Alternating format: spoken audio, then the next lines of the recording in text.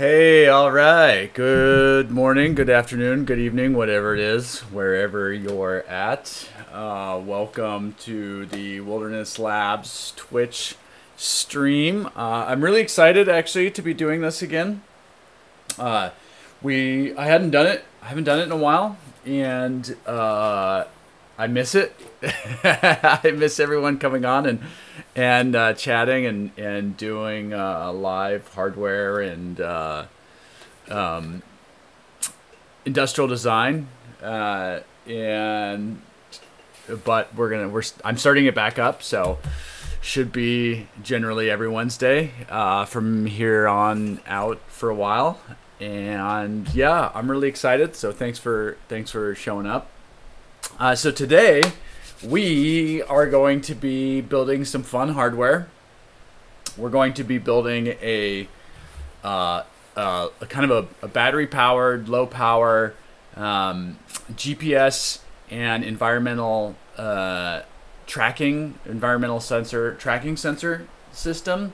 And this is kind of actually part of some exploration we're doing with a customer of ours.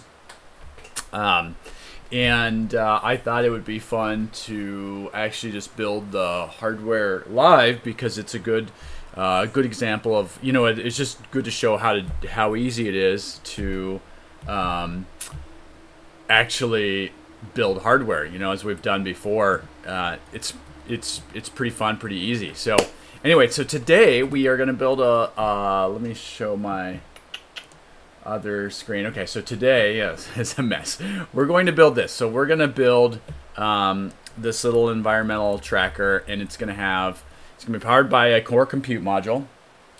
So one of these, our little Meadow F7 core compute, and it's going to have BME 688 atmospheric sensor, and that has temperature, pressure, humidity, air quality index. It's going to have BMI 270 accelerometer / IMU, and then it's going to have solar battery charging circuit. So we'll be able to plug in solar and then have a battery and get charged there if as an optional thing. And then it's going to have a little e-paper display. So it's going to have one of these 2.1 3-inch e-paper displays, and in lieu of an LCD screen for UX, again, because it's low power. So we're gonna go full low power even with the e-paper. So pretty excited about this, and going to start today. My goal is to get the schematic up. Oh, look at that Project Lab board. I was working on that this morning. So my goal today is to get the schematic done, and then on the next stream we'll do the PCB layout. So I'm hoping I can get this done in this part, and then we'll actually build the app, and then we're going to do some industrial design around it and stuff. I'm hoping I can do the hardware design in 2 streams, but we'll see how long it actually takes. So without further ado, let's get in here and start this up. So I'm gonna do a new project. We're gonna call this GPS environmental tracker. Okay, and so first thing we're gonna need is a Meadow core compute module. So I need this.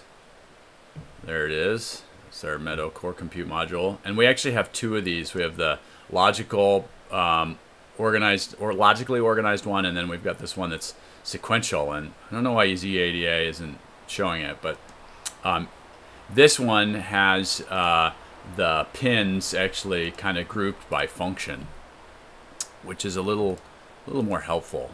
And let's make this bigger. Let's do, I don't know what any of these sizes mean. It's been forever since I've actually done physical drafting. So B, that's huge. All right, that's good. Okay, so we're gonna do that, and then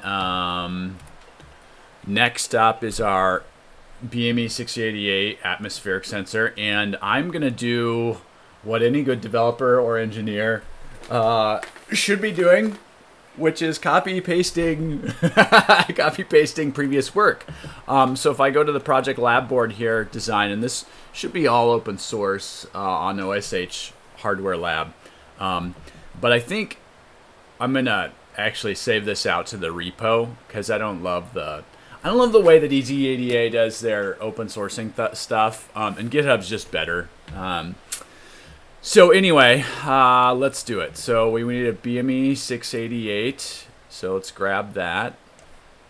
And actually, let's grab the BMI 270 at the same time because I know that we're going to need that.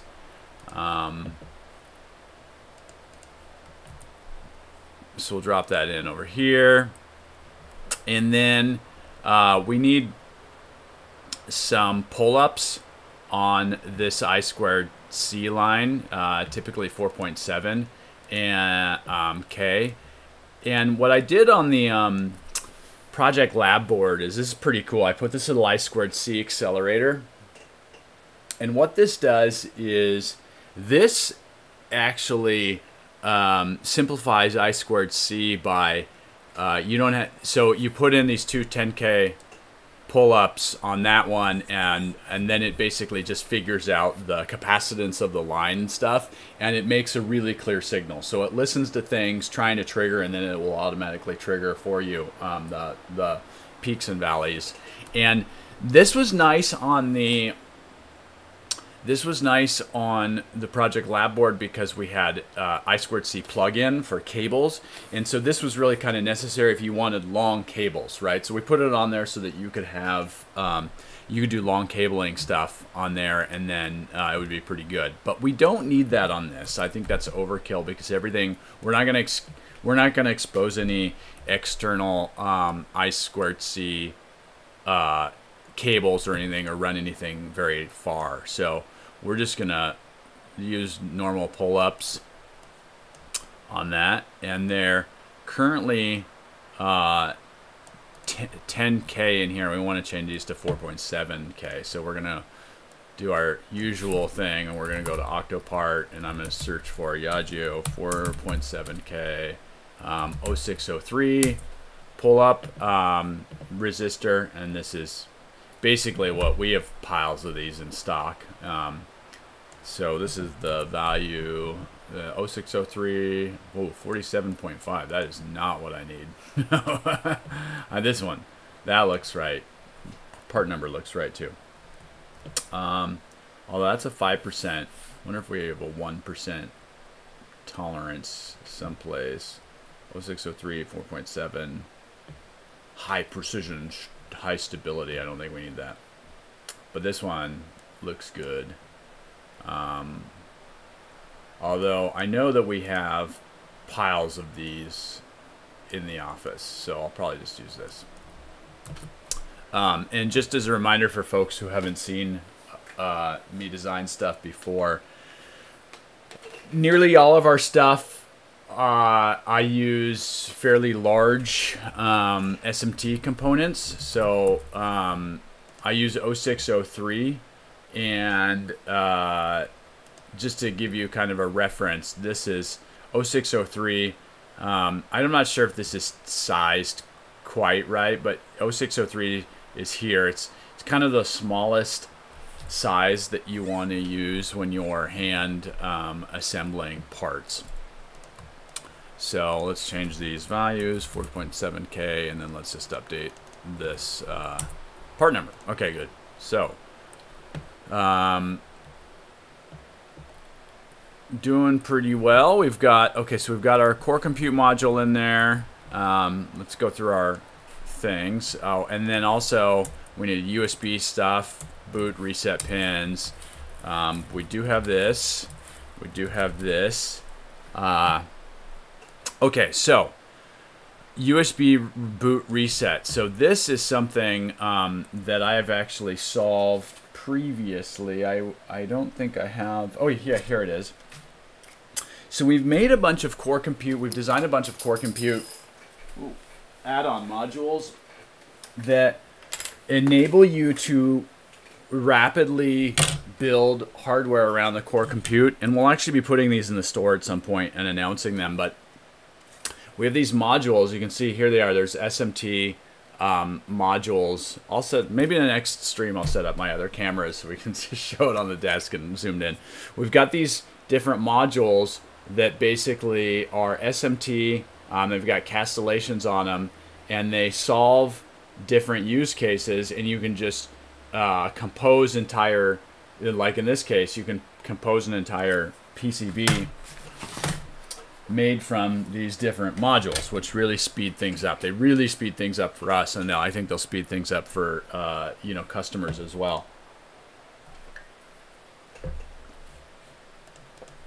So quiet in the chat room. All right, so we're gonna grab one of those. We're gonna grab the USB core compute core add-on module that does the USB stuff. Here it is, Meadow core compute USB power boot reset add-on modules. And I'm gonna place this here. All right, and then we're gonna start wiring this up. So we need, oops.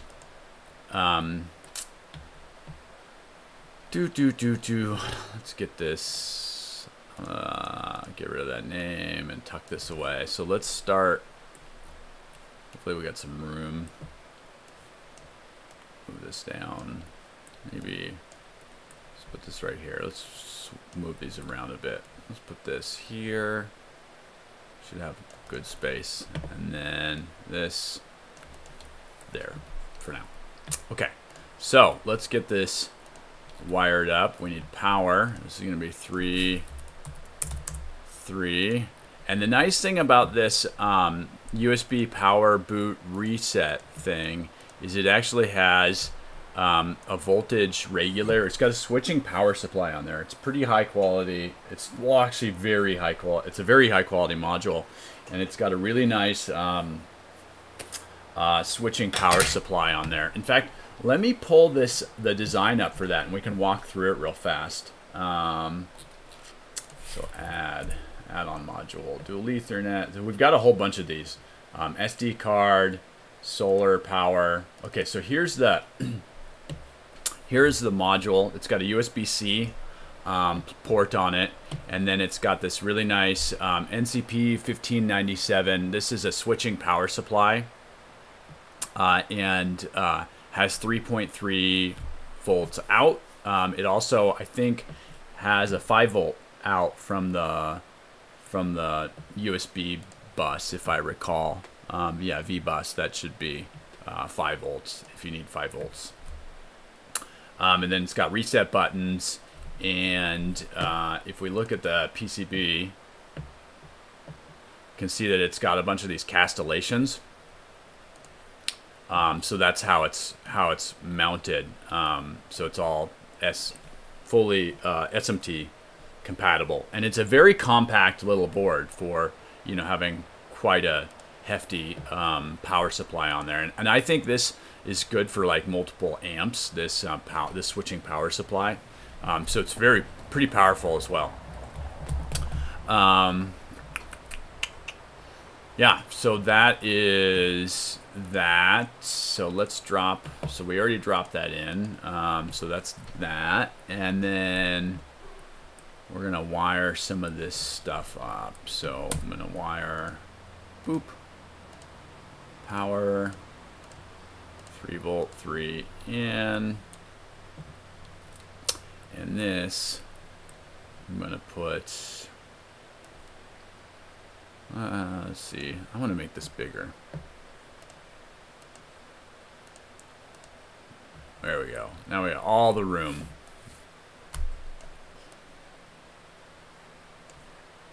And put this here, and I'll put this in the center. I don't know why. I really like having the Meadow right in the center because it's where all the connections are. And I don't like this red. Okay, cool. So let's get power, and then let's get our ground wired up. Let's get wired up. Wired up.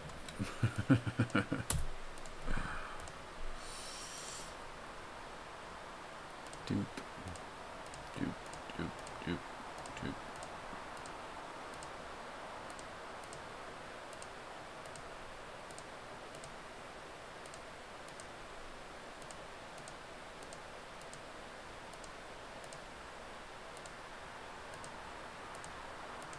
All right, power and ground, and we're not going to use any of the debug stuff on this. So on the core compute, all of the JTAG and SWO stuff is all exposed, but we don't, oops, we're not going to actually use that. And we don't need an SD card on this one. So I'm going to block those off. And then we don't need Ethernet on this either. So I'm just going to terminate those as well. Okay. So we're getting somewhere. Let's get our I2C lines on. And the I2C, or sorry, the core compute module actually has two I2C buses exposed, but we're just going to use number 1. So put them on there and then drag off so we can show that there's a connection. So those are basically hooked up. Now let's get this thing, let's get our USB stuff plugged in. So put some ground here, some ground here. Boop.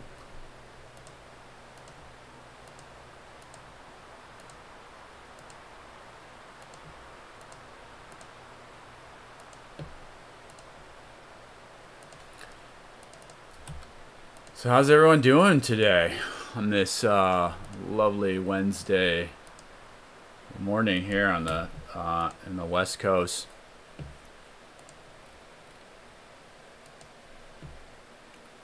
I'm really excited that I'm able to do these again. I was busy on Wednesdays for a little while, but that has finished, and so now we're going to be doing. I should be able to do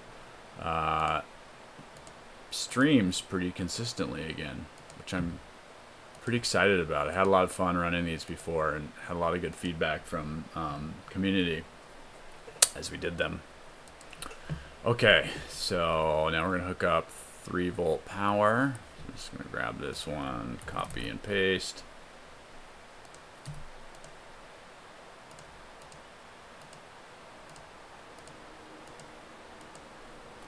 And then 5 volts. As I mentioned, it has 5 volts out from the USB. And all the amps. Alt snap 1 so we can get this a little better aligned. There we go. In fact, I'm curious how much power this this thing will enable. Oops, that's not the one. I want this.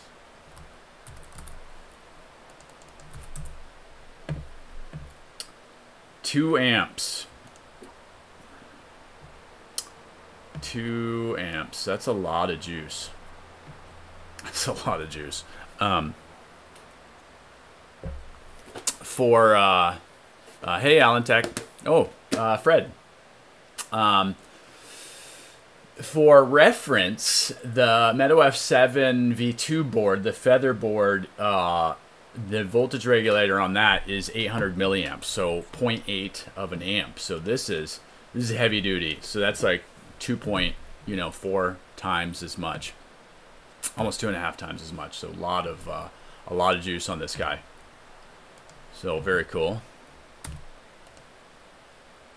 And that's of course 2 amps on the 3-volt 3 rail. You also get whatever power, however much power your 5-volt rail straight from the straight from the USB gives you.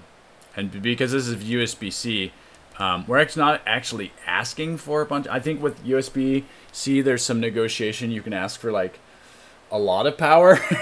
You can ask for many, many amps. We're not like doing anything crazy like that. All right, let's get these grounds.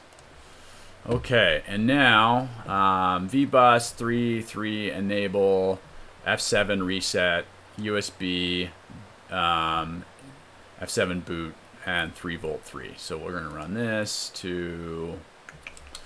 I'm just actually gonna copy this and put this here. Boom. Going on the other side too.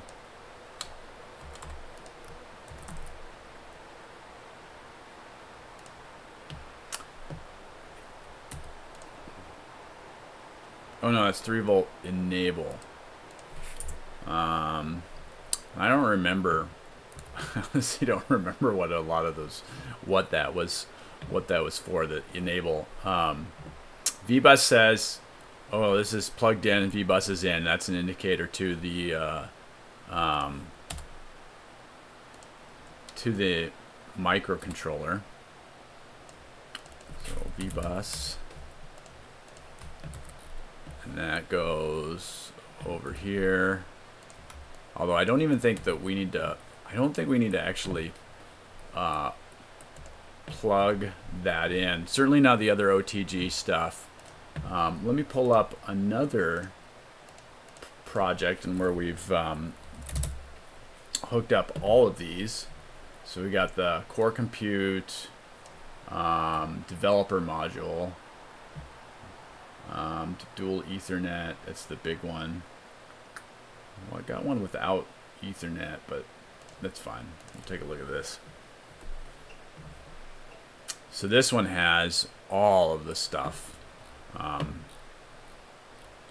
So I'm actually just gonna grab those, and let's drop them straight in. Boop. Oh. All right.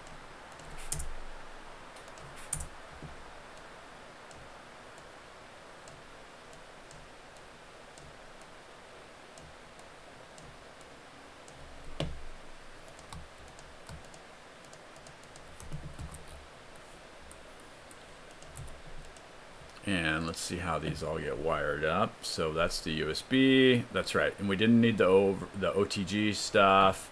F7 boot and reset go over there. Pretty simple. So boot, reset, and then our USB lines, DP, DN. So that's data, positive, negative. And then where does this go? 3V 3 enable. Let's see. I don't think it actually runs to this. I think that runs to somewhere else. Let's find 3V 3 N net label. So there.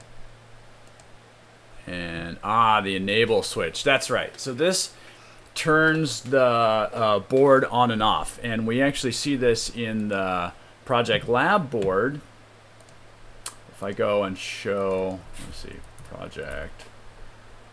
So we actually have a cool little switch here in the middle of the board.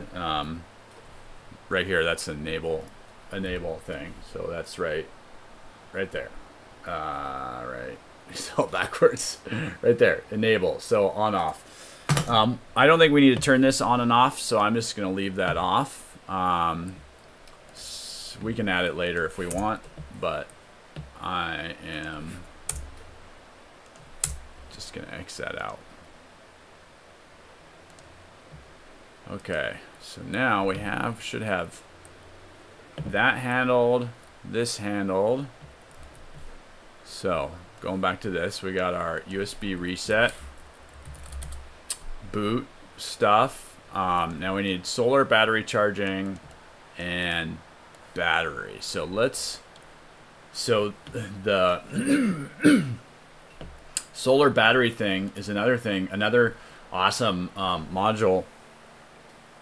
So this is super interesting, actually. Okay, so first of all, we've created a module specifically for solar battery charging, and you can see it.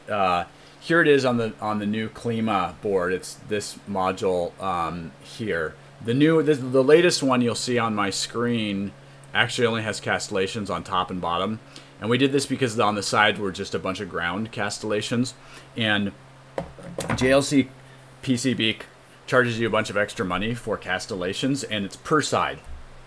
So by doing 2 sides instead of 4, we save a whole ton of money.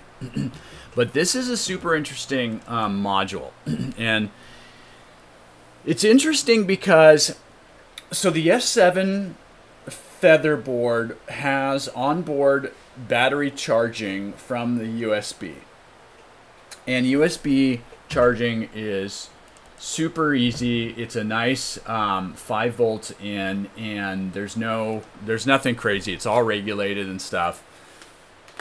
But with solar panels, it's a little more complicated. And the reason why that it's more complicated with solar panels is that solar panels nominally output like 7 volts, somewhere between 6 and 7 volts, but sometimes they'll actually output a lot more voltage. Like when you first plug them in, there might be a bunch of potential in there, potential energy, so it might voltage spike. And also with any external component like that, there may be transient voltage that comes in when like if you touch it, you plug it in and you touch it, and you might have static electricity on your person, etc. And so we actually we have to do some things there. So one, the battery charger that we use will only take up to, I think, 5 volts. If you feed it more than 5 volts, then the magic smoke will come out. So we do a couple of things in this solar battery charger thing.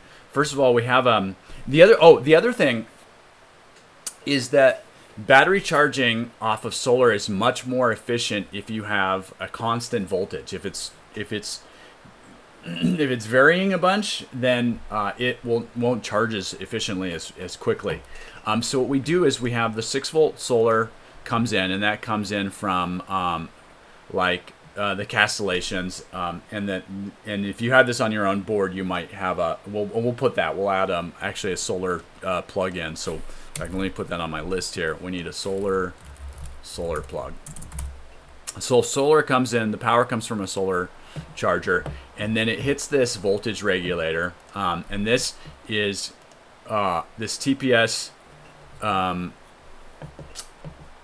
One sec, just gotta respond streaming. Okay, so basically this we're using this TPS 354329, and I think this is another really nice switching voltage regulator, and from TI, and this is pretty rad. It'll do 3 amps out, which is quite a bit of power, quite a bit of juice. And this is a switching regulator. And by the way, there's 2 kinds of voltage regulators. One is just I don't know if they call it a buck converter, but it's just a voltage regulator. They instead of basically some power comes in, and then there's some set of resistors. There's an op amp, and it basically just kind of sheds off extra power, and then outputs a steady stream of whatever voltage you want out. These are not super efficient. Well, this is a switching but that normal voltage regulator, sort of this old school buck regulator, works like that. The modern power regulators use switching power supplies, and what that does is basically the power comes in and then it has a PWM signal out to modulate the amount of power and that goes on the output, and then you put on the other side of the output you put an inductor to smooth that out, inductor and some capacitors to like make that PWM signal smooth. And this is much more efficient because instead of just bleeding off extra power, what it does is it just keeps it kind of like lets the dam go on and off, on and off, on and off. And so it can be like noisy. We call it noisy because it's, it's a PWM signal, but you can clean that up. And it's just much more efficient. So this solar panel, solar charger has this switching power supply, and it outputs 4.6. It's set right now. You can actually set the voltage output to be these different things based on this feedback resistor, and we've got it set to 4.6 volts, which is basically we've done that so that we're not feeding.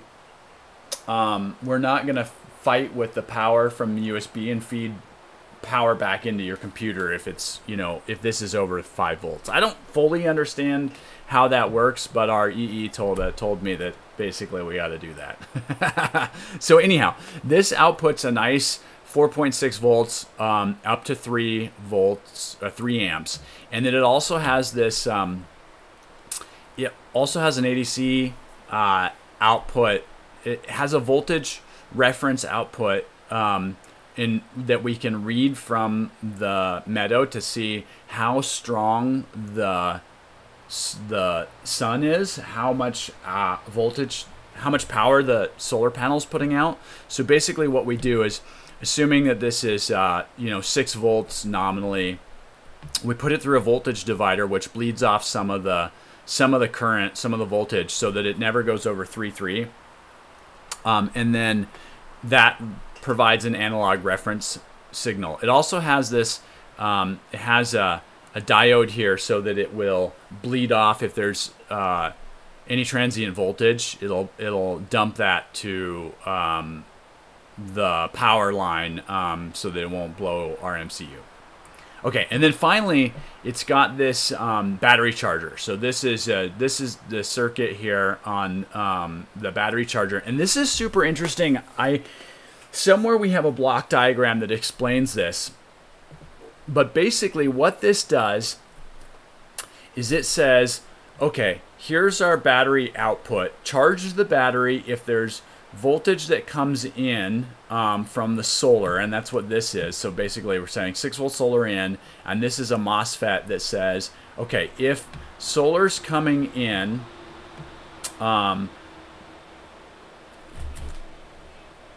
no, I don't remember. I don't. There is some logic here. So this is basically saying, hey, if we've got power from the solar panel, yeah, then that does the battery.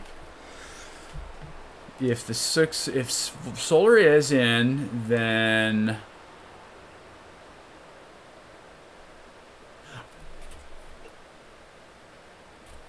I don't recall how I don't remember how this works, but basically we're saying, hey, look, if there's solar panel here, if there's solar power in, charge the battery, otherwise run from the battery. That's what it is. That's what's happening here. Okay, so the battery here is saying, so this is basically saying, look, if the solar panel is running, don't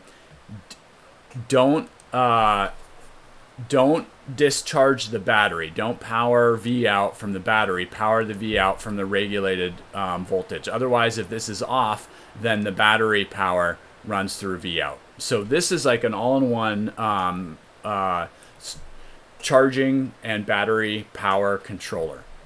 So very cool. So let's go back to our thing here. I'm going to drop that in place. So library, core add-on, solar battery power, and we'll put this up. Why don't we put it up with this one? So, that name is too long. So let's wire this up. Ground.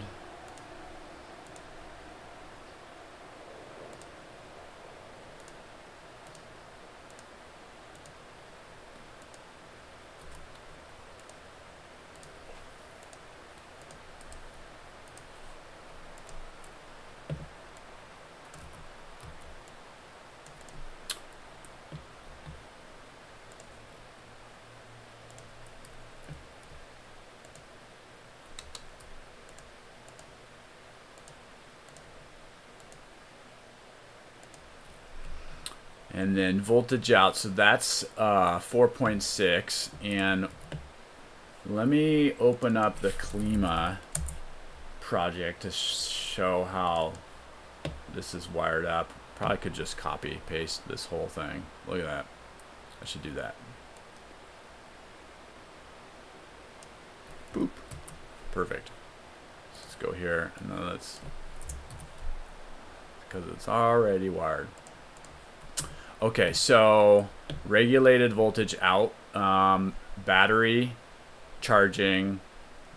This is the solar in, and we need, I'm gonna pull this from Klima as well. We have this solar input here. So this is that, on the Klima, this is that jack, that solar panel jack. Which you can, there we go, you can see it right there. So let's grab that.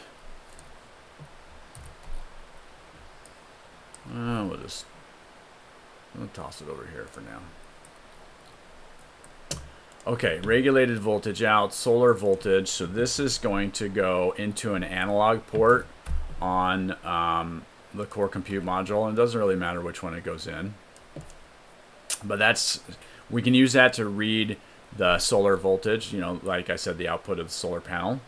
And then 6 volt solar in comes from here. And then voltage out, the regulated voltage out. So that is the 4.5 volts. So we can see what we've done over here with that. We basically put that into the 5 volt rail on the Meadow, and we're going to do the same thing here. So I'm going to hook up regulated voltage, and let's do that to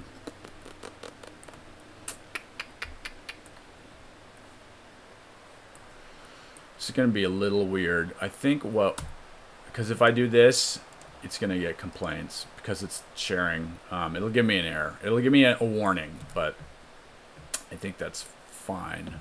We'll come back to that. Battery. So we need a battery. So let me grab from Klima again the same thing.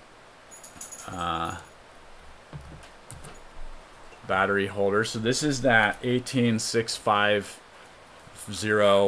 It looks like a AA or something, or bigger than a AA, but that's a lithium lipo battery, and that's what we're gonna I love that we got these batteries and their brand is Ultrafire, which is kind of funny because for a battery chemistry known to catch on fire in people's pockets and such, I wouldn't have named it Ultrafire, but hey, you know, whatever. All right, so let's put the battery in here someplace. Let's just put it over here for now.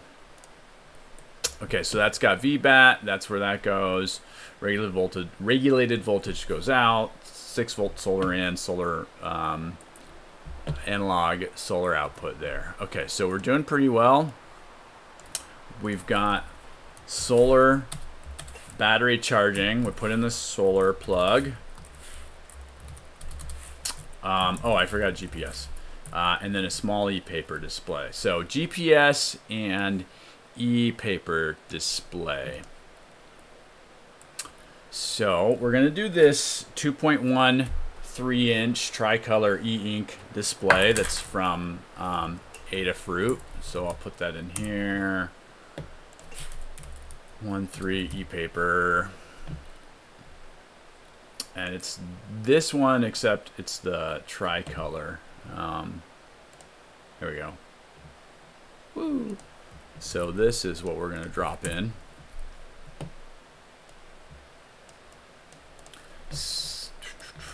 And let's see if there's one of these in here. May not have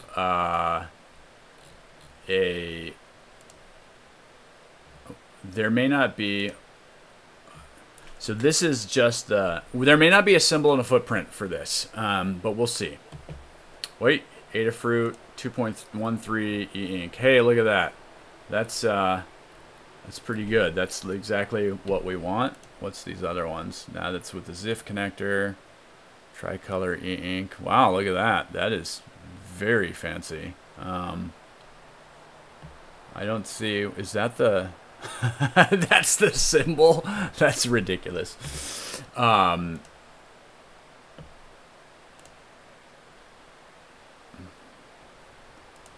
So this looks good. This is exactly what we want. But I really dislike this symbol. We'll place it for now.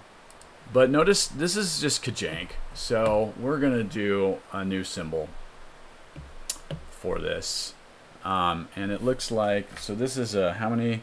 1, 2, 3, 4, 5, 6, 7, 8, 9, 10, 11, 12, 13. It's got 13. 1, 2, 3, 4, 5, 6, 7, 8, 9, 10, 11, 12, 13. Okay. So we're going to do new symbol. And we're going to do, let's call this the Adafruit 1.3 e-ink, e-paper. And it is a single inline package. So let's get these pins. The first one, I want to find their pin out.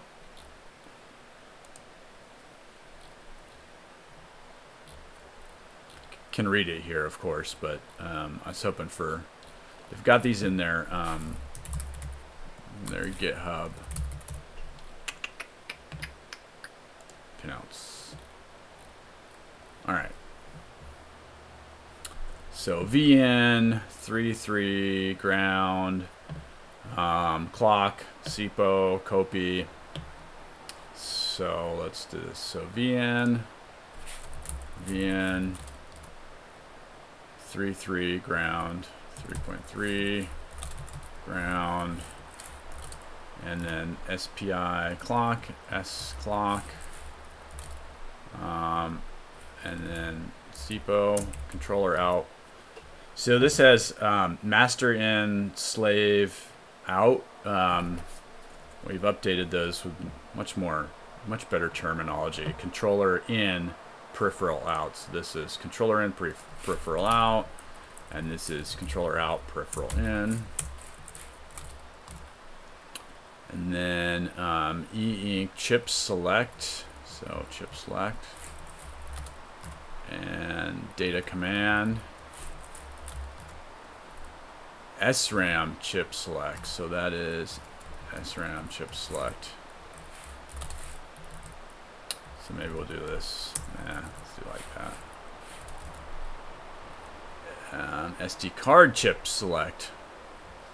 So SD chip select. And reset. Busy and enable. Busy 13 enable. So 3 volt, 3 ground, S clock. I want to make sure. Typically, when we do S clock, I think that's when it's SCLC, that's I squared C. So I think we just want to do clock for SPI. It's like some convention that it's like S clock for I squared C and just clock for SPI. But let me look it up. real fast. Yeah, SCK. SCK. Cool. What's the I2C one? Clock. Yeah. I don't know why.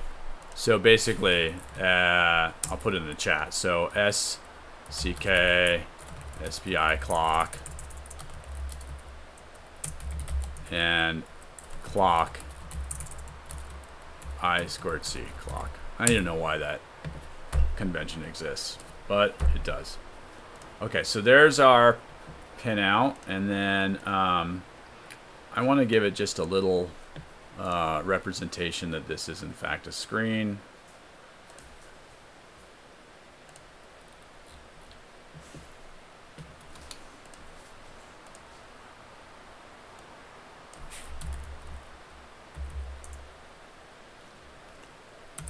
All right.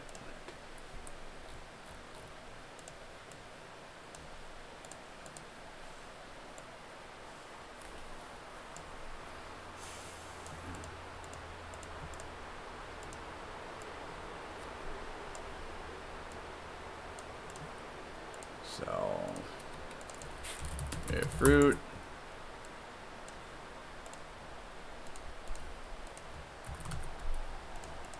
.13" e-paper. And it's the same footprint for their tricolor and their monochrome. So, all right, supplier part. Let's go over to here. Let's go back to this. So part number 4947. We're going to grab the URL. 4947 and Meadow-powered 4947. Usually the supplier part is like if it's DigiKey, but it's fine. It's because DigiKey has their own part numbers and Mouser has their own part numbers. Okay, Adafruit. Is it 2.13? Yeah, I got it wrong. 2.13 e-paper, e-paper display, monochromatic or tricolor. Save and make sure I got this. Yep, 2.13. Okay, cool. And now let's put that other footprint that we saw. Because there was that nice e-paper. Let's go find it again. So this was the footprint. Adafruit 213. This is a nice footprint. So I'm going to use that one. So let's search for that.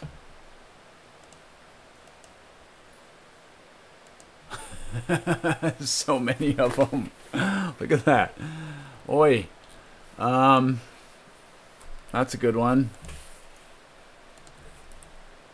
I think that was it right there. That looks good. Okay. So we just made our own symbol. Very good. So we can get rid of this garbage thing.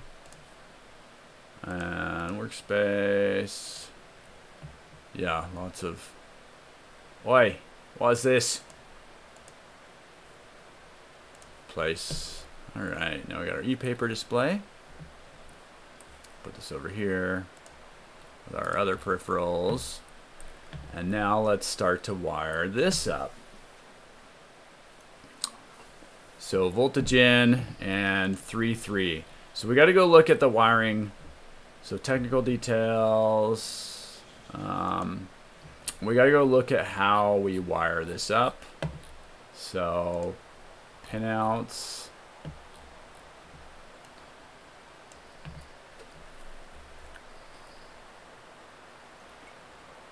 Okay. Oh, interesting. It's got 3.3v3 out. That's kind of interesting. I want to fix this. So I want to go here, and this looks like input, but this is in fact, I'm going to call this out, 3.3 out, just to be very like clear about what this is. And this is power. Yeah, so we'll make a little tweak here just so we can. So it's got an onboard regulator. So it's got a little 100 milliamps of extra current. So if you put in 5 volts, you can get 3 out, which is not something we need to do. But and then let's update this from library. Okay, and then we don't need that out. And we're not going to hook up the SD card. We do need our SPI clock. This clock. And our SIPO copy. I don't actually know why we need controller in, peripheral out. I don't know if this talks back to. Maybe it does for the SD card, actually, so you can read the SD card, but we're not going to use that because we don't need it. And we need some ground, and we need our 3-volt power.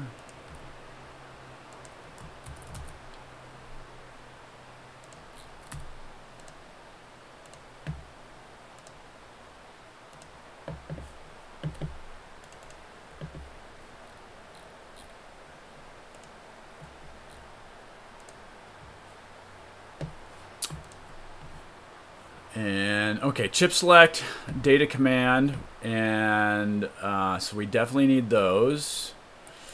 And let's go look at our e-paper stuff, our e-paper documentation. And the next revision just adds a whole bunch more of these e-paper, or the next release from us adds a whole bunch more e-paper displays too, which is pretty cool. So I'm not sure if we have the 1.2. Oh, here it is, 2.13. SPI, chip select, DC, reset, busy. Yeah. All right, and time for a quick bio break for me because I am going through tea. So I'll be right back.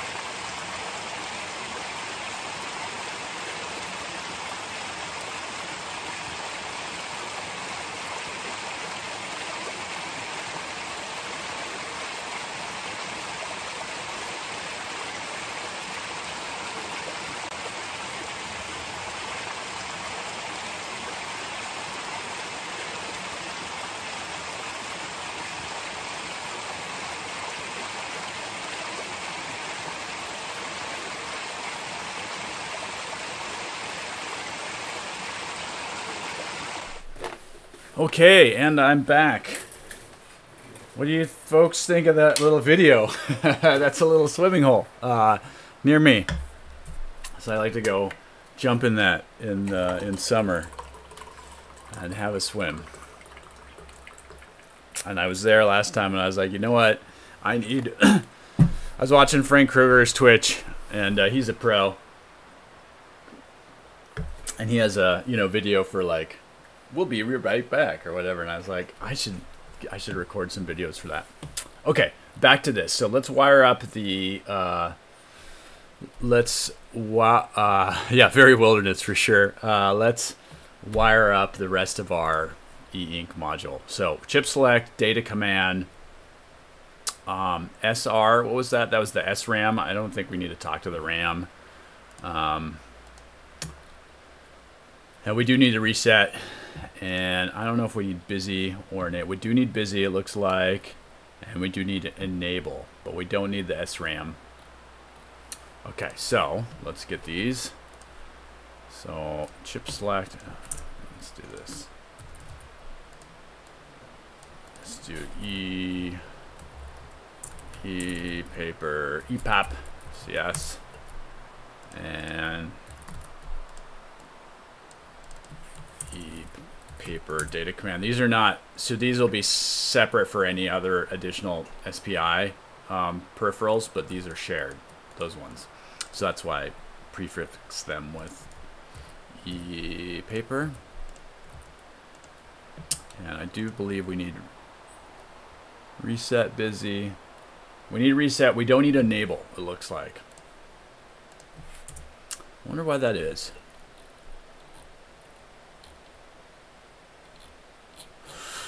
Yeah, I wonder why enable is not needed. I don't see it in there. Let's go look at the... This pin is all the way right. It's connected to the enable pin on the onboard regulator that powers everything. You want to have really the lowest power syllable power draw, pull this pin low. Note that if you do so, you will cut power to the ink display, but also the SPI RAM, thus erasing it, and the SD card, which means you have to...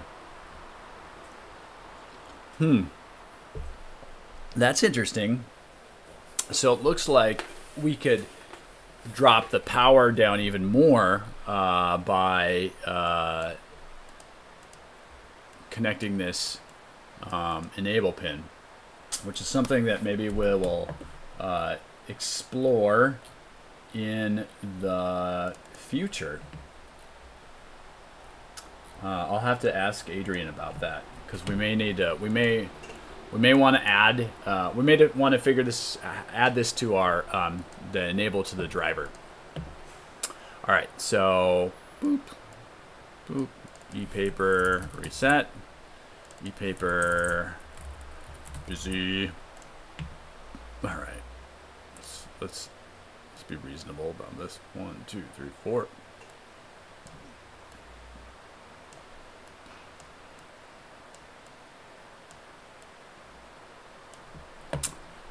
Okay, so e-paper. Now we need to wire this up to the core compute module.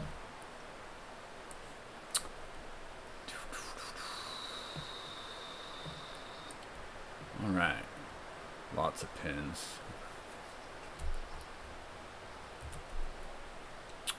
So we need the SPI clock. I believe there's two SPIs on this too, which is pretty cool.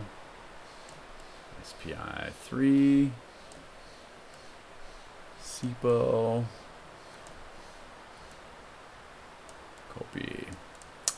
Maybe I should prefix this with SPI 3. Just because we may later add... I mean, I doubt we're ever going to use 2 SPIs on this, but on this particular design, but still, good idea. Okay, so we got those. Put them over here. Clock. Copy. Wait, there we go. Paper display. Okay, so... I think I'm going to reserve this first COM port because I'm going to use that probably for the GPS. So let's start using, so chip select can be on D02. D03 will be data command, reset, D04, and then we'll put e-paper busy on D05. Okay.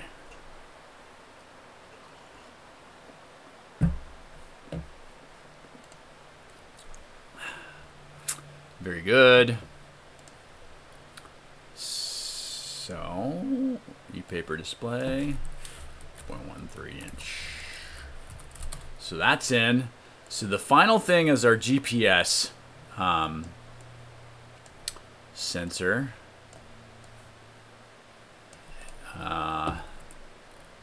So let's go grab one of those. In fact, there's, as it so happens, we have one on the Klima that we don't install, and it's the Neo M8U, and that has been updated now. There's a newer one. It's the Neo M8 N. So I went and did a bunch of research before this. Let me pull up my here it is, U-Blox line card. So I went and looked at GPS modules and sensors. We've used these U-Blox. Honestly, these U-Blox are some of the best GPS sensors available, and we've used them successfully before. I spun a little GPS tracker board a long time ago that was just a feather wing, and then we've added some other products. But the one that I used on here originally, the M8U, has, I think, largely been discontinued, and it's been superseded by the M8Q and whatever. In any case, so their line card here shows you like their different, all their different packages and kind of what they offer. And I got another one here. Let me see if I have the other one. Oh yeah, here's the product over. This is good. So this has so product selector table has kind of an overview of all the different modules and chips and precision, etc. Right? So this Neo M8 is very small, but it's an all-in-one module, and it does decimeter level precision, right? So 10 centimeters. 10 centimeters is a decimeter. Pretty sure that's, you know, we're using it's Canadian system, aka metric, and it's basically all in one except for an antenna. There's another one, which is this CAM module, CAM M8, which has an antenna on board, which is pretty fantastic. But we want to use an external antenna for these. I want to add an external antenna connector, kind of like this one. This is the Micro Electronica clickboard, and that's actually using a Neo M8J. So yeah, so they're also thinking similarly. So that's the one we're going to use, Neo. And if I go over here and I look at these, so I go look at the Neo M8s. There's some other Neo M8s up here, but there's the M8P. M8P, I don't know what those are. So the Neo is the form factor, by the way. And then the next thing is like module and, let's see, here we go. So form factor, platform generation, and then variant. So M8 platform, and then the variant. So there's the P, and what was the one that they used? It was the Neo M8J. So the accompanying module for heading information. No, crystal-based receiver and low backup battery current. That sounds cool. And we're gonna use, I think, the Neo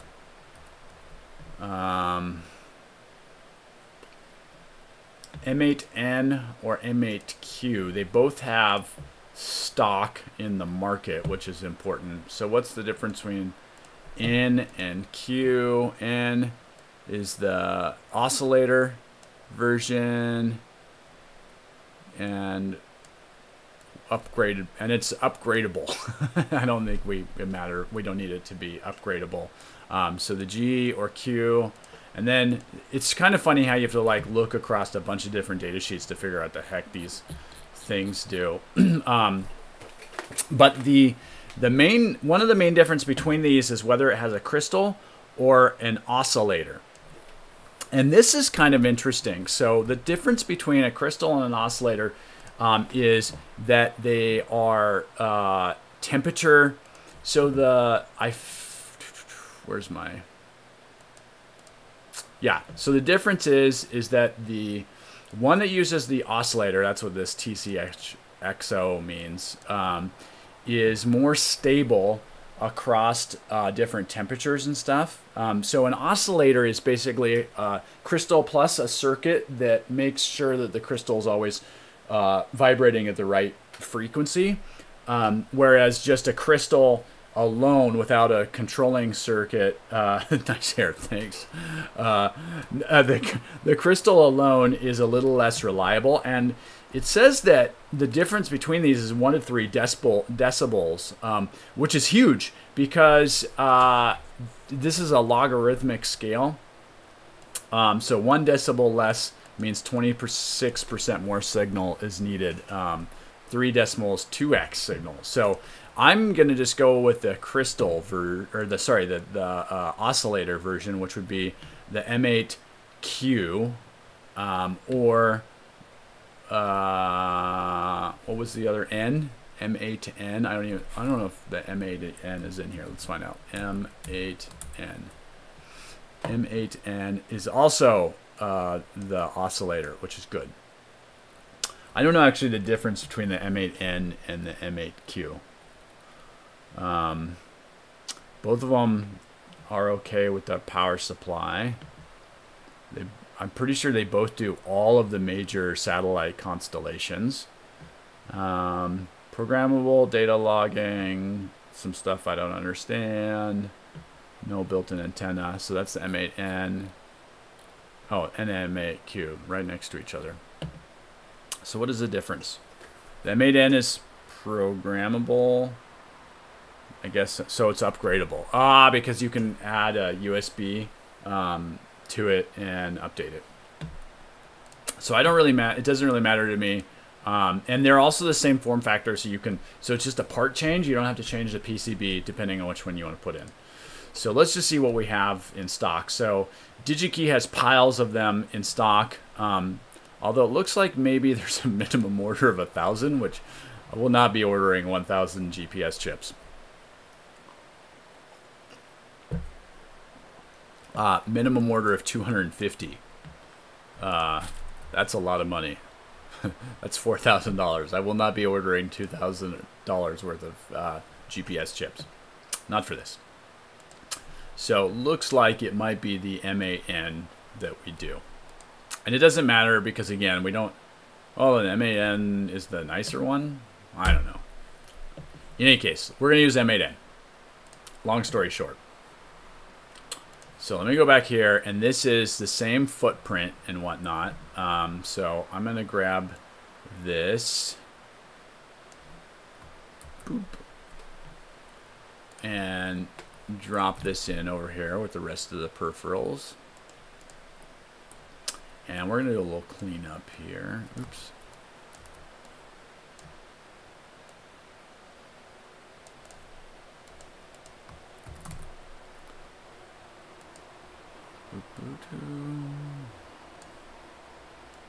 Everyone likes clean drawings, right? I'm going to say Adafruit e-paper display. And let's do a little more cleanup here. I've been moving these up and out. I just like it a little better.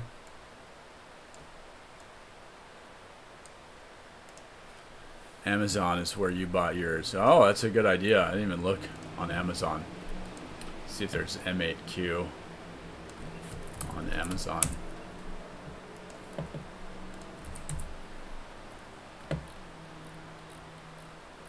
Looks like not.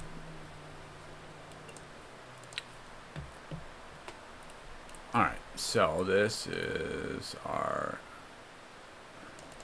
JUPS. GP, and actually now we call it GNSS. That's the modern term for it. Okay, so this is the Neo M8U. We're actually changing this. This is the Neo M8.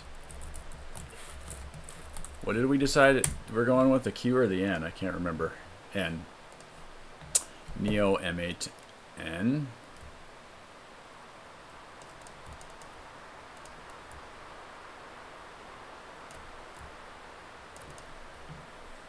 And yeah, footprint. This is funny because I created this footprint and I called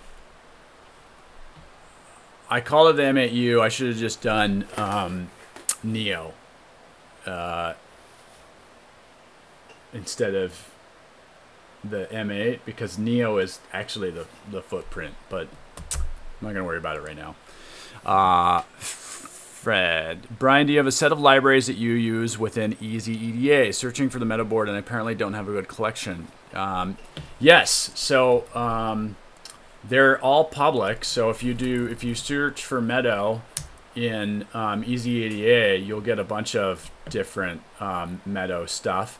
In mine, they show up in Workspace. In yours, they'll show up in User Contributed. There's also some of the other customers have created their own footprints of Meadow as well.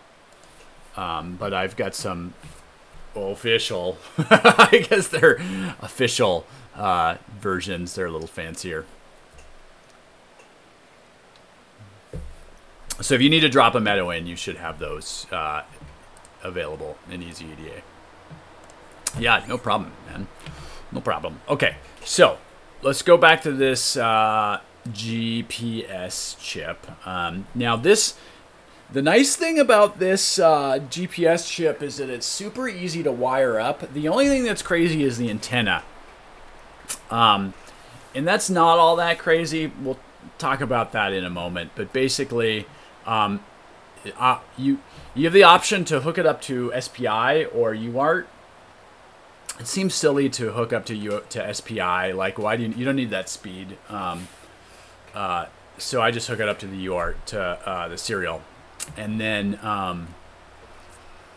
it's got this time pulse, which is interesting. So this is used for synchronizing clocks and such. I don't really know why you would need. I think if you have multiple GPS things, you can synchronize them together and then get more accurate readings. And then you can actually synchronize a bunch of things around time.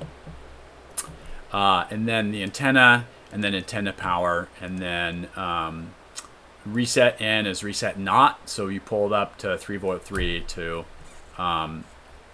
not reset it so that it's on. So I actually want to do a couple of things here. I think this is fine, but I want to drive this with an IO, the reset pin. So I'm going to do something here. I'm going to say, and I don't know why there's a 10K resistor on there. Let's go look at the data sheet. So this is the Neo M8, and then there's a, so here's the data sheet. The other one is the hardware integration, which we'll probably need both. So let's go look at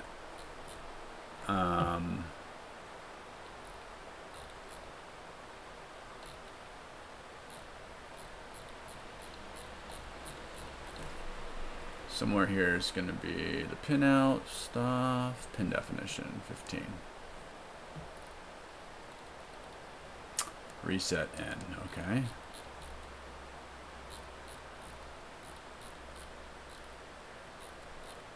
Alright, guess we're just going to have to search for it. Reset N.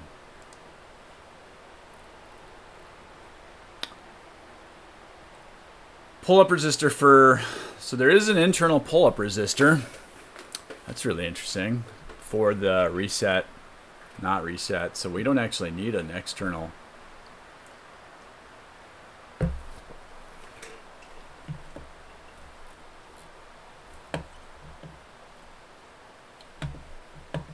So let's get rid of this and let's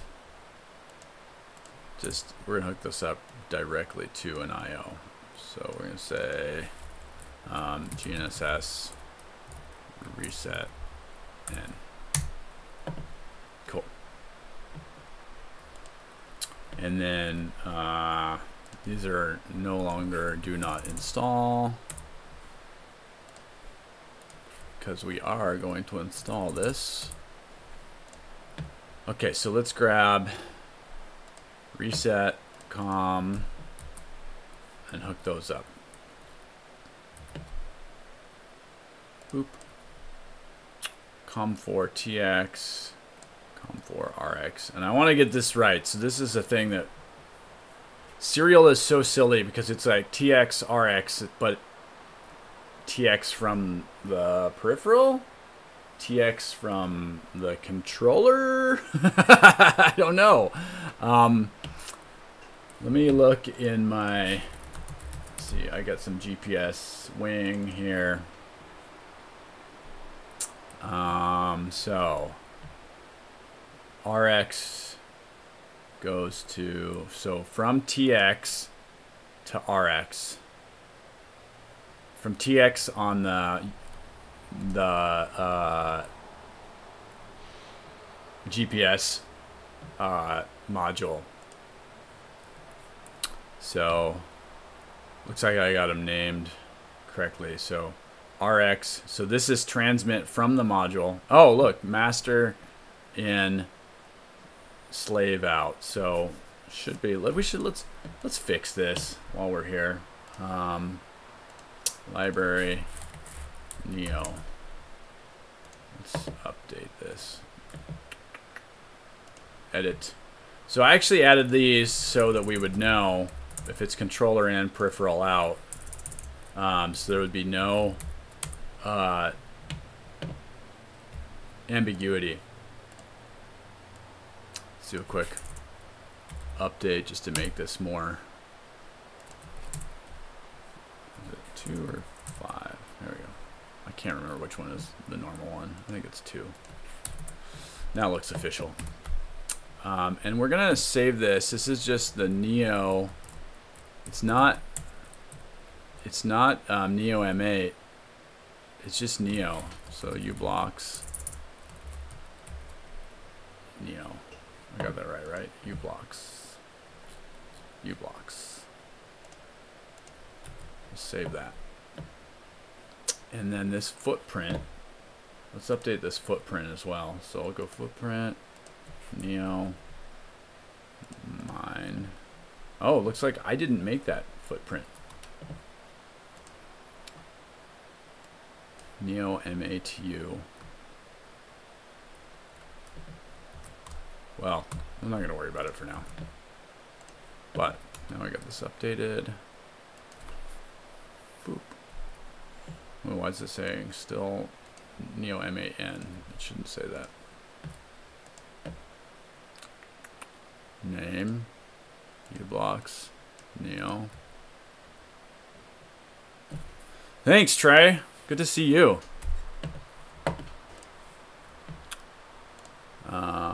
GPS. Let's see if it got name. Nope. All right. Let's just call it. Oh, because we manually edited this because we're putting on the M8N. Okay, so that is good. So COM4TX, COM4RX, those are named appropriately. We can put them in. Boop. And boop. And then this reset in is this going to be put into a an IO. So what are we making? We are making a low power GPS atmospheric tracker. And this is kind of for a customer project. And it includes all of these things. So it's got core compute module, USB, power boot reset buttons, and then the BME 688 atmospheric sensor, the accelerometer, solar battery charging, solar plug, battery, GPS, and e-paper display. So it'll be this little kind of squarish rectangle thing that will be low power GPS tracking, and they're going to use it on the battlefield for information telemetry around equipment and people. So it'll ultimately like listen to like a smartwatch and get heartbeat and other metrics, and then it will upload that to a secure Internet of Battlefields thing, dashboard and such. So, but this is like kind of just a standard. The things that we're building here is just kind of a standard tracker.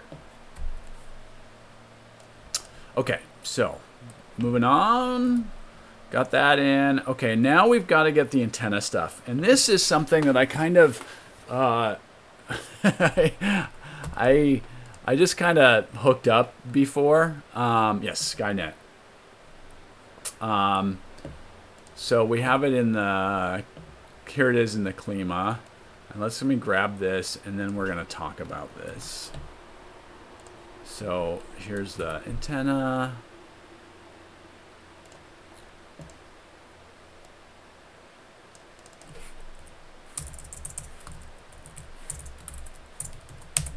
Okay, so a couple of things that we're gonna do here. One, this is a little micro, like an A1GAB,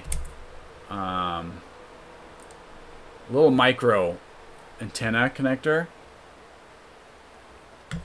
and I'm gonna put on something larger. I'm gonna put on something that will take an antenna directly. So I'm pulling out my fancy Worth Electric design kits. These are amazing. I got a ton of these because we order a lot of Worth stuff. And these are amazing. Design kits are incredible. It's like a little Lego kit with a bunch of different parts. And I've got a whole pile of these design kits. So I want to put in this, I'm going to put onto this little 90-degree antenna that goes on the board. And then that will take, let me see if I have any antennas here.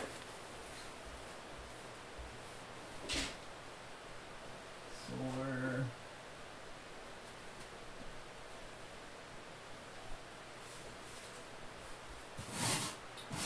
Just looking for some antennas.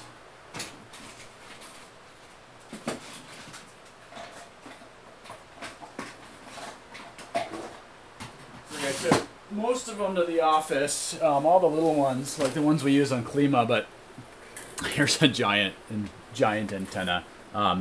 So this has just a screw thingy on there, and then it'll screw directly on. We'll use a smaller antenna. We don't need this this giant thing. But anyway, you see how that works. So that looks like this is SMA right angle jack THT. So there's two part numbers. So Worth, let's see, 603 110 21 14501. Oop. Let's see. There we go. So there's that one, and then there's another part number on that same bucket, and I think it's a taller jack. It is 603 110 421. Oh, I already put in 421, so this one is the wrong. Let's see, oh yeah, 021. Oh, I looked at 421 the other day. That's why 14502. Okay, so that one and this one. Rear mount bulkhead. So this is a much taller one, and I think this is just the little. I just am gonna use this little one. So this is the one I want. So that's the part number. Let's see if. So I'm gonna get rid of that. Let's see if this is in here. It may not be. Oh, look. Goes with SMA. Okay. Was there no...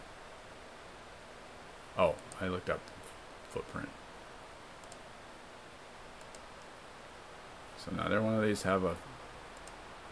No, they have a footprint, but they're just not showing up. Huh. Weird. Okay. Alright.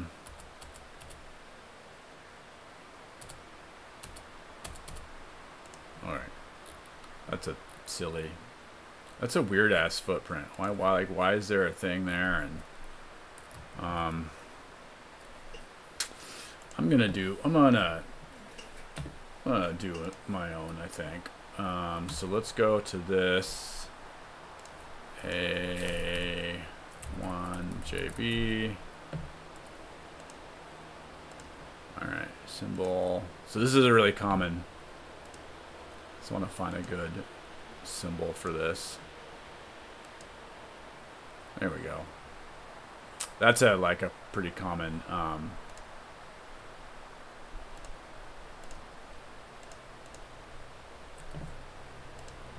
So there we go. So we're gonna make a new symbol. We're gonna start with this one. And I think the middle is meant to be ground, although I don't think it actually, I'm not sure if that polarity matters, but pretty sure the middle's ground.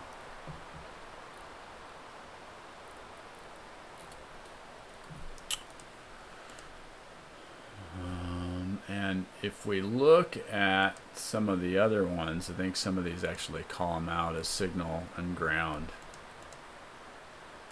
So I'm gonna do the same thing. So it's one is gonna be, the name is gonna be ground, and the number, and let's see, display name. How can we make this not suck? Let's get rid of that.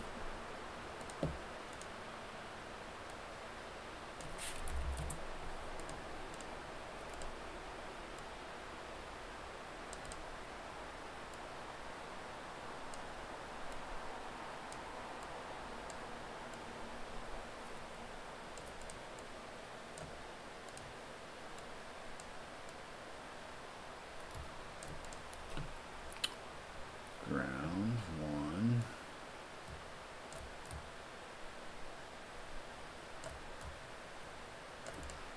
Hold snap.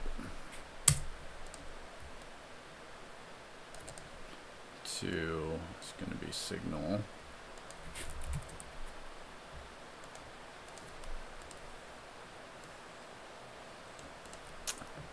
There we go. I kind of like, that's a little better. That way there's no ambiguity. Maybe not the greatest symbol ever created, but it's good enough. Anything we can do to make this not kind of janky. Yeah. Good enough. I'm going to call this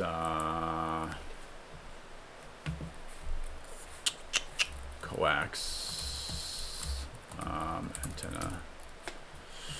I could name it the actual thing, I suppose.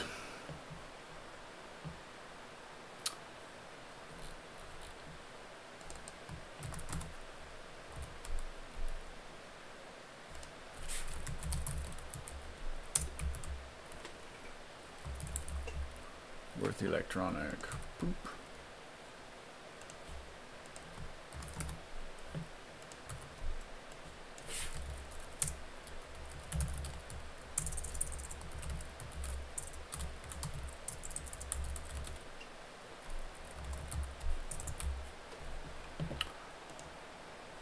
Okay. Now we need a footprint for it.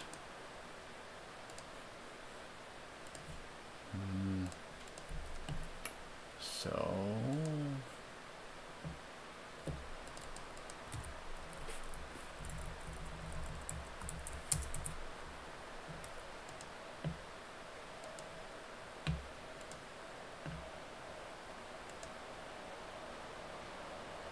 That looks legit.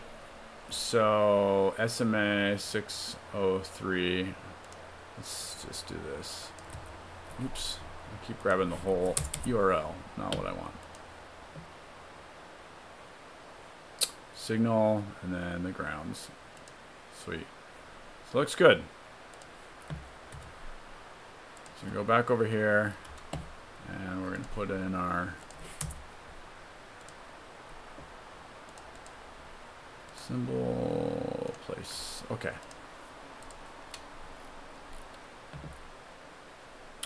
I kind of like this dot. You know what? I'm going to fix this. So I'm still not happy with this. I'm not happy with my symbol. And I want to make it look kind of like the coax. So I'm going to make this smaller. 2, 2. And I'm going to make this match the rest of the colors. I'll make a bigger one. This one's going to be maybe 6. Make it bigger. 8. 8. Looks good.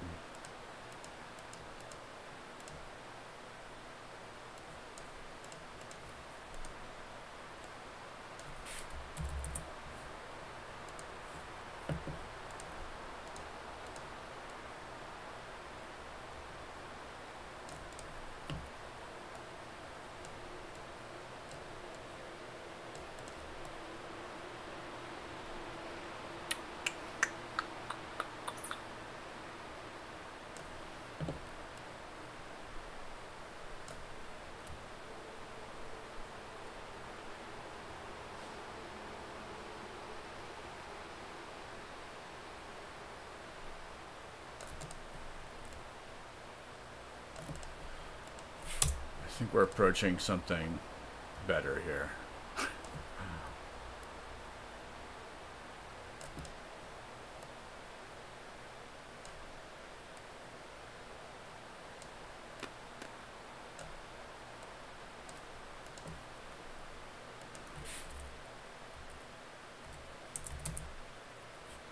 Oops.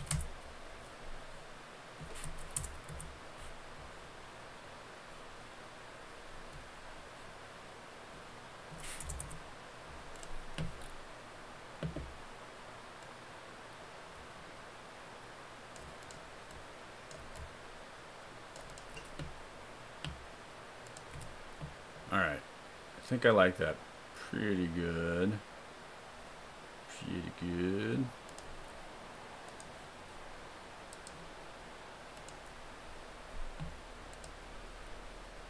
Not bad. Not bad. Okay, let's put this in. Boop. Boop. This is... Boop. Okay.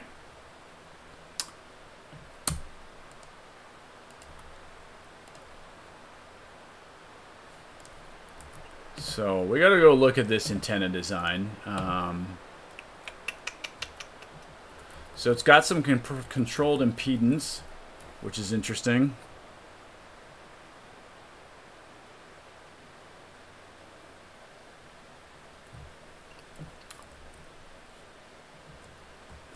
So we need to look at the antenna design on the data sheet. I think it's actually going to be in the hardware thing, but we'll see. Antenna.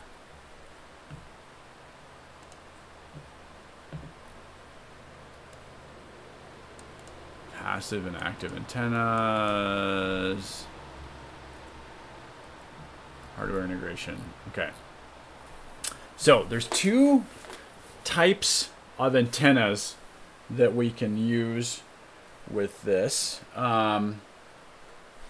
Passive or active antennas.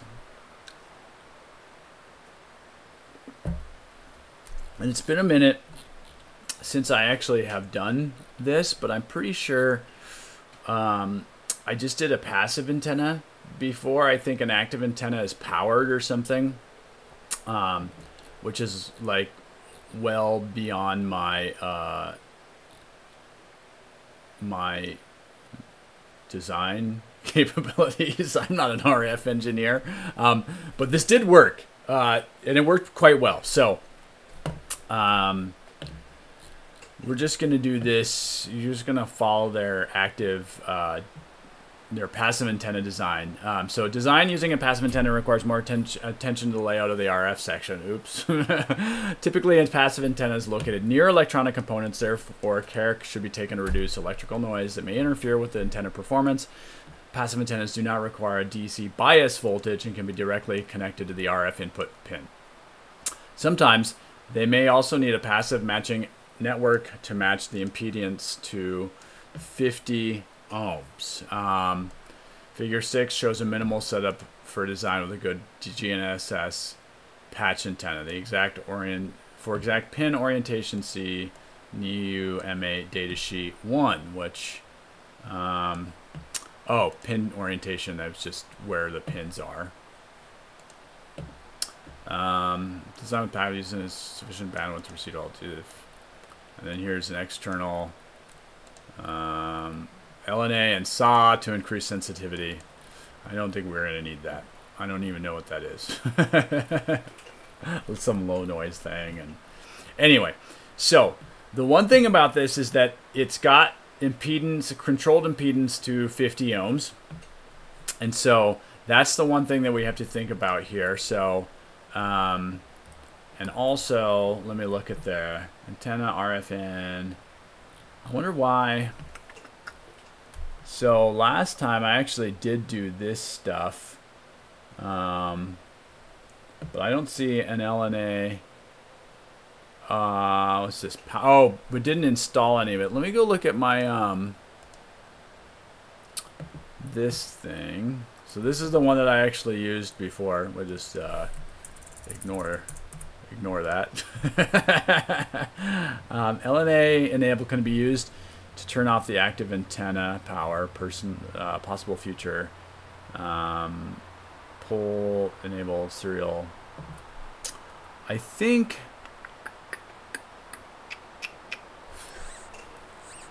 I wonder if I have this board floating around someplace. I don't think I actually placed some of those components.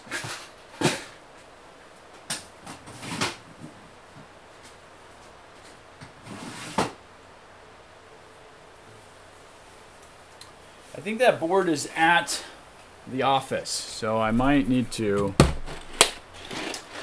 come back to this. But let's do some, in the meantime, let's do a little bit of research. Okay, so this has got some sort of inductor, Murata BLM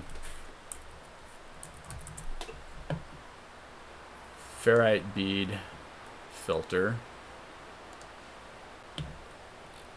Little ferrite bead, and then our capacitor, and then a 10 ohm, looks like a 10 ohm resistor. And are we using, yeah, just antenna power on and off? But I'm pretty sure I didn't use a powered antenna. I just literally stuck in a passive antenna. So maybe you can use maybe a passive antenna can be powered.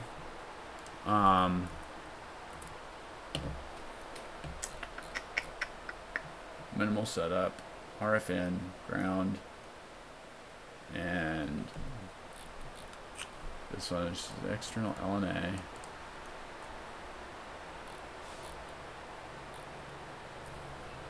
And this one is an active antenna with stuff in it. This is really interesting because if I look at my design here, from when I built this before, and it's been a year or two since I created this original GPS design. So the cobwebs are there. It actually has the ferrite bead inductor thing and this bias and the resistor and the cap. So it looks like I actually created a design that had an active antenna. Active antenna makes use of an integrated low noise amplifier, which requires a power supply that will contribute to the total GNSS system power budget, 5 to 20 milliamps. If the supply voltage NEO matches the supply voltage of active antenna, for example, 3 volts, use the filtered supply voltage. And let me look at this thing. This looks like the GNS10 click. Looks like actually they might have put a bead and such on there too. To look at my phone microscope. Let's see. Looks like I see a bead, a cap, and a resistor. Well, the design worked before, so I'm not going to I'm going to try not to second guess myself. I am, however, going to update this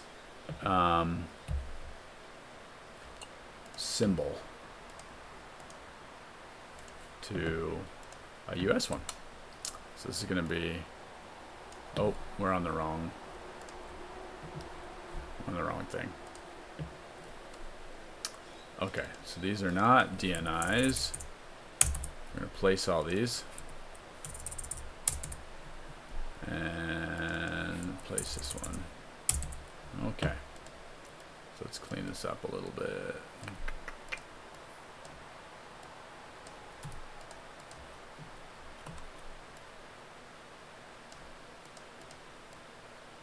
And I'll talk to our EE and refresh myself on what the deal is with this active versus passive stuff. And then next time we stream, I'll have all the answers. Okay, so my ferrite bead and antenna power, GNSS antenna, and then my updated antenna. All right, so that's good. So we've got a, okay, antenna power is on and GNS, so that's wired up. Okay, so we've got so far, oh, look at that. So we've got that, so everything is basically in, except we need to finish up the core compute module I/O. And by that I mean we just need to go in and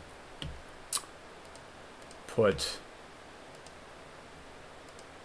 terminators on these things. Oh, and then VREF. So this is interesting. So on the F7 feather, so voltage reference is for the analog pins, and it's basically saying, hey, measure our analog inputs against a known voltage. And on the F7 feather, it's actually pulled directly to 3V 3 for you, but on here you have to do it manually because all that stuff is set up. And then VBAT, we need to get this. This is for low power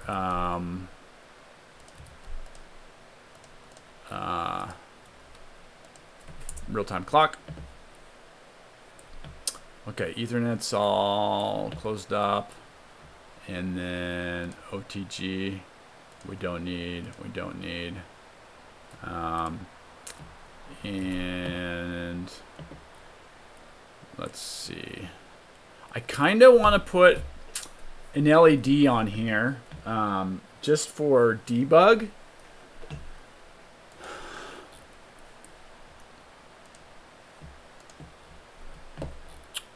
So let me grab, I think I put one on here, Blinky D20.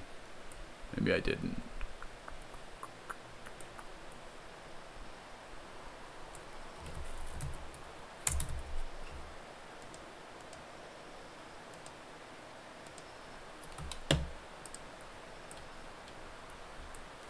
Okay, well, I'm going to grab an LED from something else, from our Core Compute Debug dev module.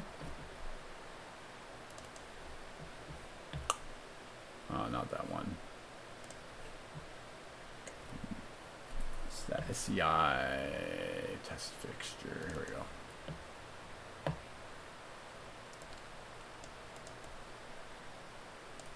Just grab this little LED circuit. So I'm going to do this just so we can have an LED to blink during debug. And let's do this a little.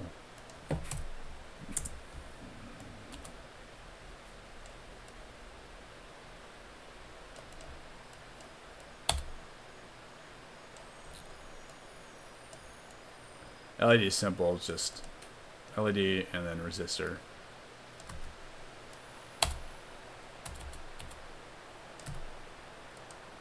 Boop. Boop. All right.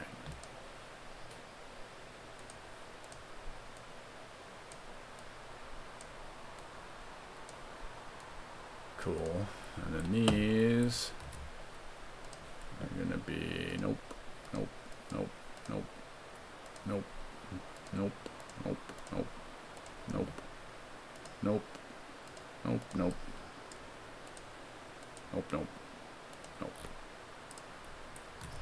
Okay, I think this is largely done. Let's do some more cleanup here.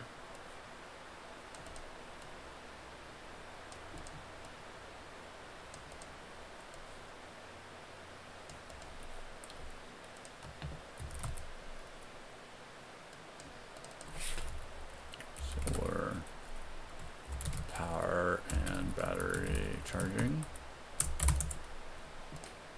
and move.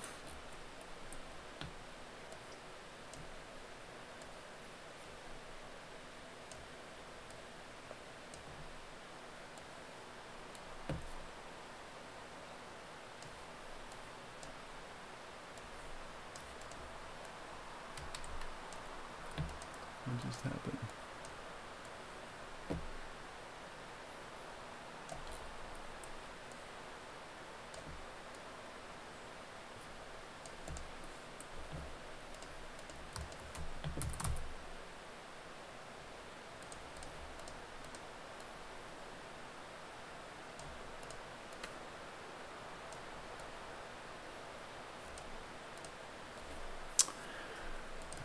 USB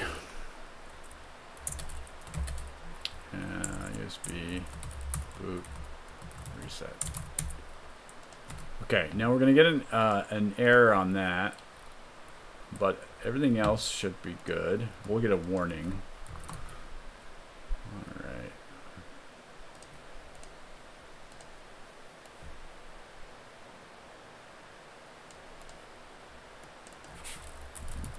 Oops. Meadow. Cool.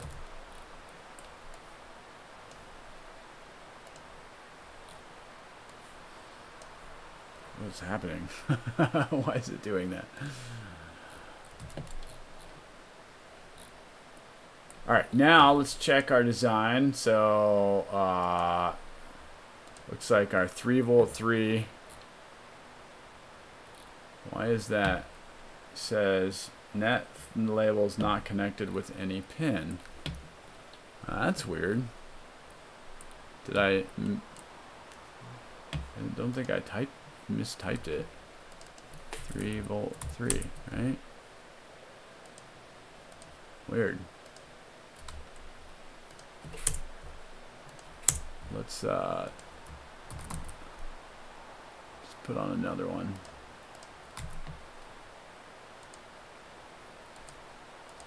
Huh. I wonder why it thinks that's not connected.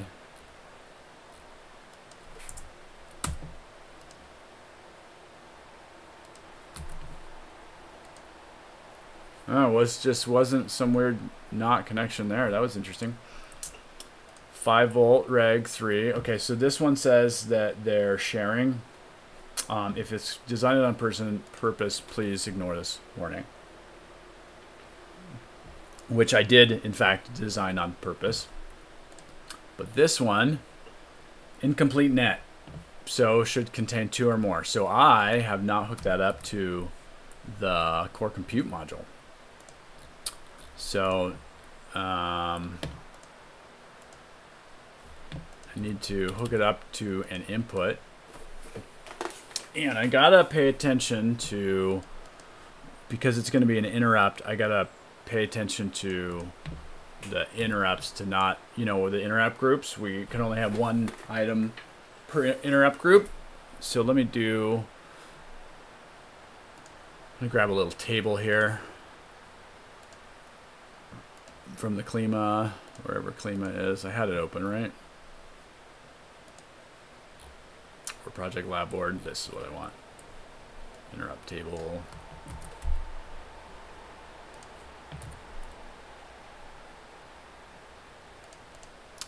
I don't know if this one has controlled impedance. It does not. I want to add some controlled impedance information about this antenna. So let me grab something that does have controlled impedance. This one.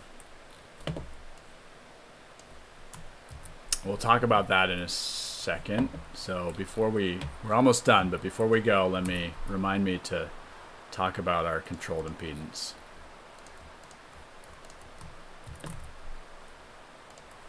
So this is going to be GNSS antenna, and that's a 50 ohm. 50 ohm. Okay. So actually, let's do controlled impedance right now. So controlled impedance means basically that it's an electrical characteristic between a signal and the signals around it, really the ground plane around it. And it says that a ground plane should be a certain distance away to eat up a certain amount of capacitance or whatever. There's much more to it. For us, it's pretty easy. Basically what we do is we go to our PCB manufacturer, we go, let's see, capabilities, and we go to their controlled impedance stack up. So basically, there's a couple of different stack ups that you can use that are controlled impedance. We're going to use the JLC 7628 because this 3313 is a little better, but it's not actually available in black, and I like black PCB. So we're going to use the 7.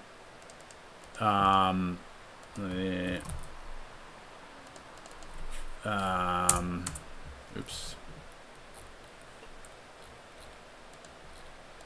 Is it gone? So we're going to say 7 stack up.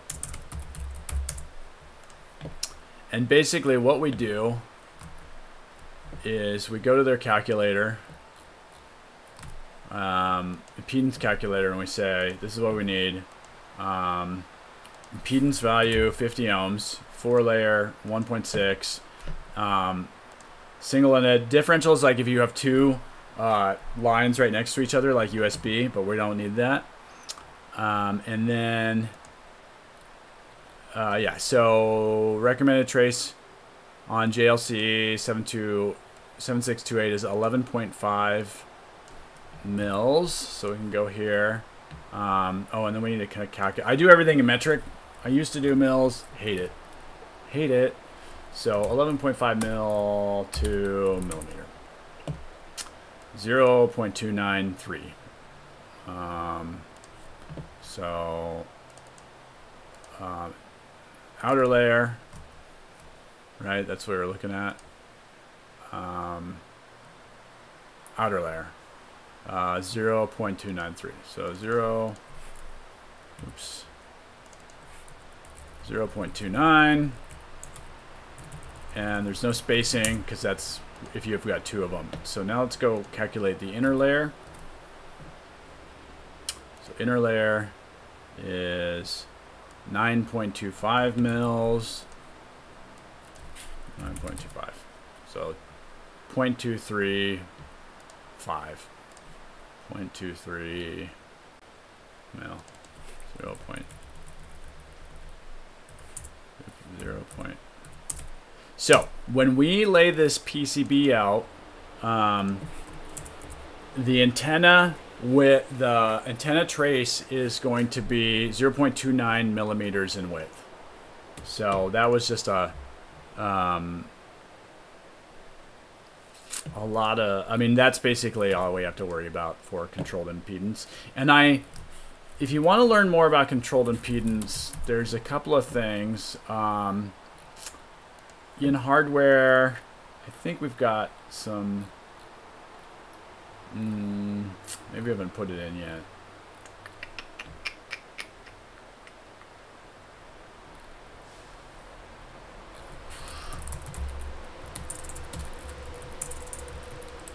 Well, just go Google it and read about it. This is actually a really good article, this Proto Express controlled impedance thing, and it shows like how to do pairs, and anyway, pretty cool. Controlled impedance, you can go read about it, but it's pretty easy to solve for. Okay, so controlled impedance is done. Interrupt table, we've got to do that now. So we've got this accelerometer interrupt, and we got to make sure that it's not on, it's on an interrupt that's not already being used, and it's if we have multiple interrupts, which we don't, none of these things are interrupts, then we want to make sure it's on a unique group. So this is pretty easy on the F7 Feather. We just go to the I/O. We go look at the I/O pinout, and you can see in here, these are the interrupt groups. On the F7 core compute, we don't have the interrupt group stuff posted yet. So where can I find that? I think it's on, oops, I think we have it in our pinouts, EDA parts. Maybe we don't have the core compute one up yet. All right, well, we can actually look at the interrupt groups here by the pin number. It's the last interrupt group is this last pin, these numbers here. So 7 is the interrupt group for D10. So that makes it actually easy. So accelerometer interrupt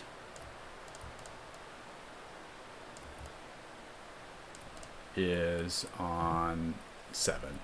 So Excel interrupt is on 7. Cool. And I just keep a table here because as we add more additional interrupts, then we can quickly see, you know, oh, hey, where we have an interrupt on that group. That's all. Okay, so let's go back to our design manager. Okay, 5-volt reg, we saw that. That's okay. That's and then time pulse is not connected to anything, right? So we're not gonna, what the heck? Let's put it into another pin. We'll put it here, and it'll be, so this, I don't think we'll ever use this, but here it is. It's on interrupt group 9. Time pulse 09. Oops. 09. Very cool. All right, all right, all right. So looks like there we are. That is our schematic design. I think everything's cleaned up and consistent. So that's exactly what I wanted to do. We'll check this off because I love checking things off. What's happening? All right. Boop. All things checked off. Awesome, and it was right in 2 hours. Right in 2 hours, we did a full board schematic design. So that's why what I wanted to get done in this session. In the next session, we get to do the fun part, which is the PCB layout. And I love PCB layout. I find it to be it's like Sudoku or something for me. So I'm looking forward to that, and probably we'll probably do that next week. On the next week's stream, we'll do all the layout, and it'll be fun. So one last look at this. USB, solar power, solar input, the battery, core compute, BME 688, pull-ups, BMI 270, e-paper, GPS, and then our antenna that we don't fully understand. Very cool. So thanks everyone for joining me today. It was really awesome to do another schematic design, and to do another to do a Twitch stream. First time one in a while, so pretty fun. So thanks everyone for joining, and I think again next Wednesday ish probably. I was thinking about trying to squeeze in the PCB design even sooner, but I don't think so. I think I'll wait. We'll have to wait till next Wednesday to finish this off. So thanks everyone for joining, and we will see you next week. Adios.